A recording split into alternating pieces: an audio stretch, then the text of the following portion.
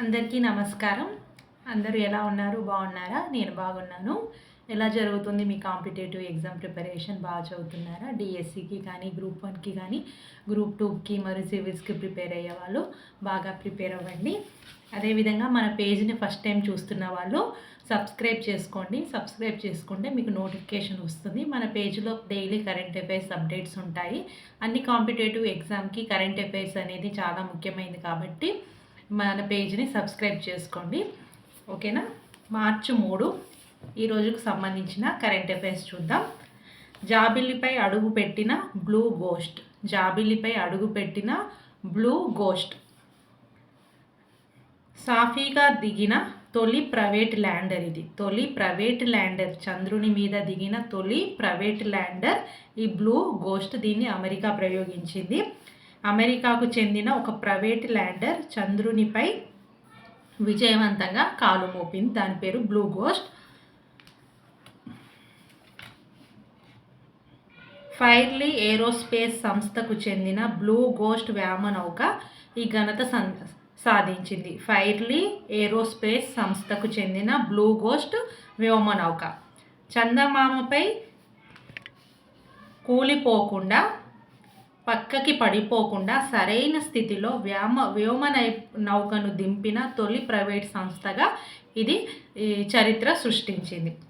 చందమామ కక్ష నుంచి auto pilot సాయంతో బ్లూ గోస్ట్ జాబిల్లి ఈశాన్య భాగంలోని ఒక పురాతన అగ్నిపర్వత ప్రాంతంలో కాలు మోపింది. ఇది బ్లూ గోస్ట్ గురించి. జాబిల్లి మీద అడుగు పెట్టిన తొలి ప్రైవేటు వ్యోమనౌక ఏది అంటే బ్లూ గోస్ట్. దీన్ని ఎవరు ప్రయోగించారంటే అమెరికాకు చెందింది. ఇది ఒక ప్రైవేట్ ల్యాండర్ మరియు ఇది ఎటువంటి కూలిపోకుండా మరియు పక్కకు పడిపోకుండా సరైన స్థితిలో దిగిందన్నమాట.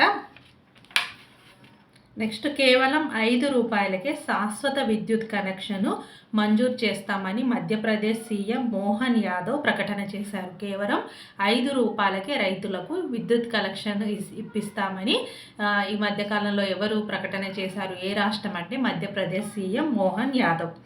Madhya Pradesh central power distribution company అనేది ఇది విద్యుత్ని సరఫరా చేస్తుంది. అమెరికా యొక్క అధికార భాషగా ఇంగ్లీష్ను ట్రంప్ ప్రకటించడం జరిగింది. నెక్స్ట్, ప్రకృతి సాగు ఆరోగ్యకరం. ప్రకృతి వ్యవసాయ నిపుణులు సుభాష్ పాలేకర్ ఆధ్వర్యంలో మహారాష్ట్రలోని నాసిక్ జిల్లా పడ్లీ గ్రామంలో సహజ వ్యవసాయం ద్వారా మంచి దిగుబడి సాగిస్తున్న రైతు ధ్యానేశ్వర్ రేవ్ గడేకు చెందిన పొలంలో పాలేకర్ నేతృత్వంలో అవగాహన కార్యక్రమాన్ని నిర్వహించారు. ఈ అవగాహన కార్యక్రమానికి దాదాపు 1000 మంది దాకా రైతులు, వివిధ రాష్ట్రాలకు చెందిన రైతులు పాల్గొన్నారు. మన తెలంగాణ మరియు ఏపీ నుంచి 700 మంది దాకా రైతులు అనేది పాల్గొనడం జరిగింది. సుభాష్ పాలేకర్ ప్రకృతి వ్యవసాయ నిపుణుడు మరియు ఇతను పద్మశ్రీ అవార్డు గ్రహీత కూడా. ఇతని నేతృత్వంలో రసాయనాలు వాడకుండా సేంద్రియ వ్యవసాయం అనేది అందరూ రైతులు పాటించాలి అని ఉద్దేశంతో సుభాష్ పాలేకర్ ఆధ్వర్యంలో ఈ ప్రకృతి వ్యవసాయం గురించి రైతులకు అవగాహన కల్పించాలనే ఉద్దేశంతో ఈ కార్యక్రమం అనేది చేయడం జరిగింది. మహారాష్ట్రలోని నాసిక్ జిల్లాలో జరిగింది. విదర్భాకే రంజీ కిరీటం. కేరళ ఫైనల్లో కేరళ మీద ఈ విదర్భ అనేది రంజీ కిరీటాన్ని గెలుచుకుంది. విదర్భ ఇది 3వసారి టైటిల్ గెలుచుకుంది. 2017-18 మరియు 2018-19 మళ్ళీ ఇప్పుడు 2024-25 ఇలా 3 సార్లు ఇది రంజీ ట్రోఫీని గెలుచుకోవడం జరిగింది. భారత టెన్నిస్ స్టార్ యూకీ బాంబ్రీ కెరీర్లో తొలి ATP 500 టైటిల్ గెలిచాడు. భారత టెన్నిస్ స్టార్ అయిన యూకీ బాంబ్రీ తన కెరియర్లోనే తొలి ATP 500 టైటిల్ గెలిచాడు. దుబాయ్ టెన్నిస్ ఛాంపియన్షిప్లో అలెక్సీ పాపిరిన్ ఇతను ఆస్ట్రేలియాకు చెందినవాడు. అతనితో కలిసి ఇతను డబుల్స్ టైటిల్ సొంతం చేసుకున్నాడు. ఇతను ఒకడే సింగిల్స్ కాదు, డబుల్స్ టైటిల్. యూకీ బాంబ్రీతో పాటు అలెక్సీ పాపిరిన్తో కలిసి వీళ్ళిద్దరు కలిసి డబుల్స్ టైటిల్ను సొంతం చేసుకున్నారు. వీళ్ళు హ్యారీ హెలియోవారా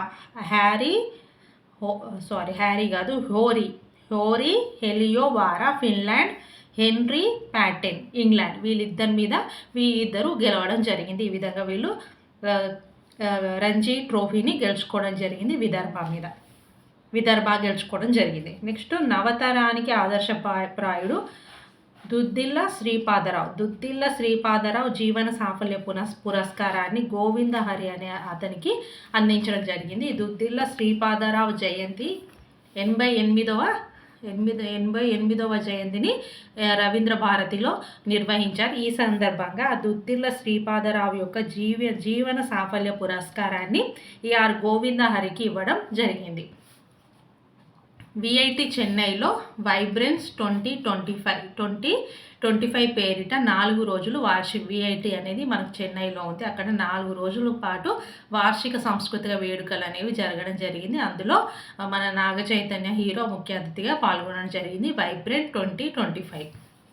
గుజరాత్లోని గిర్ సోమనాథ జిల్లాలో గల ప్రఖ్యాత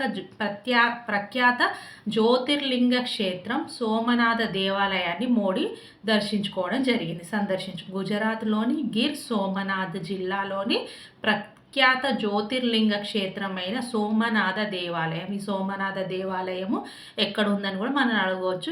ఎందుకంటే మోడీ దర్శించుకున్నాడు, మోడీ ఇటీవల సందర్శించాడు కాబట్టి ఇలాంటివి మనం చూసుకోవాలి. నెక్స్ట్ తదుపరి అదేవిధంగా అదే డిస్టిక్లో ఉన్న జూనాగఢ్ జిల్లాలోని గిర్ వన్యప్రాణుల అభయారణ్య ప్రధాన కేంద్రంలో శాసన్కు కూడా వెళ్ళారు. వన్యప్రాణుల అభయారణ్య కేంద్రం శాసన్కు కూడా వెళ్ళారు. ఈ ప్రాంతం అనేది ఆసియా సింహాలకు పేరుగాంచిన గిర్ వన్యప్రాణుల అభయారణ్యానికి కూడా ప్రధాని మోడీ వెళ్ళడం జరిగింది.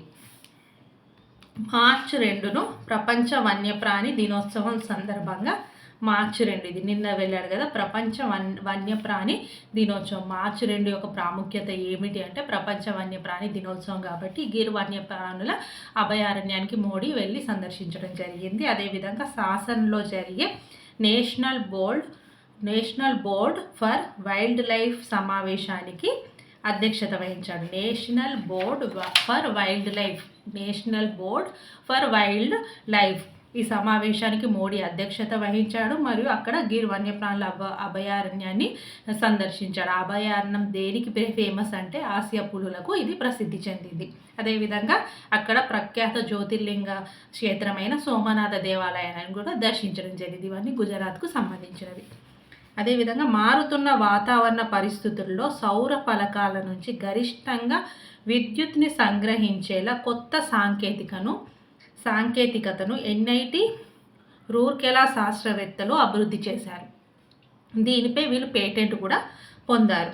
మ్యాక్సిమం పవర్ పాయింట్ ట్రాకింగ్ను శాస్త్రవేత్తలు రూపొందించారు. మ్యాక్సిమం పవర్ పాయింట్ ట్రాకింగ్ మారుతున్న వాతావరణ పరిస్థితుల్లో సౌర ఫలకాల నుంచి గరిష్టంగా విద్యుత్తును సంగ్రహించేలా కొత్త సాంకేతికను రూపొందించిన వాళ్ళు ఎవరు అంటే NIT రూర్కెలాకు చెందిన విద్యార్థులు.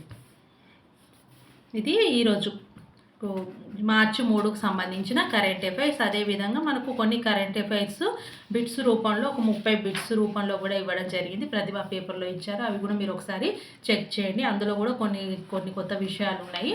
అవి కూడా మనకు కవర్ అయిపోతాయి. ఒక్కొక్క రోజు న్యూస్లో ఎక్కువ విషయాలు ఉంటాయి, ఒక్కొక్క రోజు తక్కువ విషయాలు ఉంటాయి. కాబట్టి మీరు ఆ న్యూస్ని బట్టి ఒక్కోసారి మనకు గంట కన్నా ఎక్కువ సమయం కూడా పడుతుంది.